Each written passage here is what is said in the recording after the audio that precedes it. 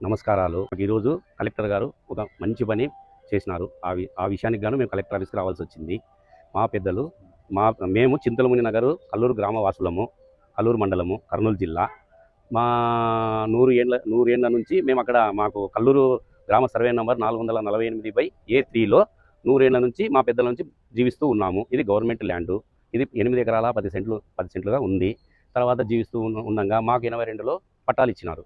పట్టాలిచ్చిన తర్వాత మేము రాను మేము ఏదన్నా లోన్‌కి పోవాలన్నా, లేకుంటే ఏదన్నా ఆరోగ్యాలు బాగాలేకుండా అమ్ముకోవాలన్నా, తర్వాత పిల్లల చదువులకు గాని అమ్ముకోవాలన్నా ఎటువంటి రిజిస్ట్రేషన్‌లు ఎటువంటివి కావటం లేదు. కానందువలన మేము ఎన్నో సార్లు వచ్చిపోయినాం. మాకు రిజిస్టర్ విషయంలో మాకు ఎటువంటి పరిస్థితులు జరగలేదు. ప్రస్తుతము మన జిల్లా కలెక్టర్ గారు ఒక పత్రికా ప్రకటన ఇచ్చి ఉన్నారు. ఇచ్చి ఉన్న తర్వాత మేము పోయి దాన్ని చూసుకొని కల్లూరు తహసీల్దార్ గారికి అప్లై చేసినాము. మాకు దాన్ని 22A నుంచి తీసేసి మాకు పట్టాగా మార్చమని అప్లై చేసినాము.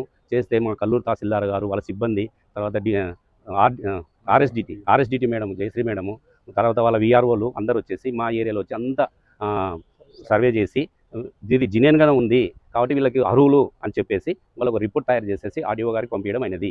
తర్వాత ఆర్డీఓ గారు కూడా దాన్ని అంతా క్షుణ్ణంగా పరిశీలించి వారు వాళ్ళ పెద్ద మనసుతోనే ఎక్కువ ఆలస్యం కాకుండా తొందరగానే కలెక్టర్ గారికి పంపించడం అయినది.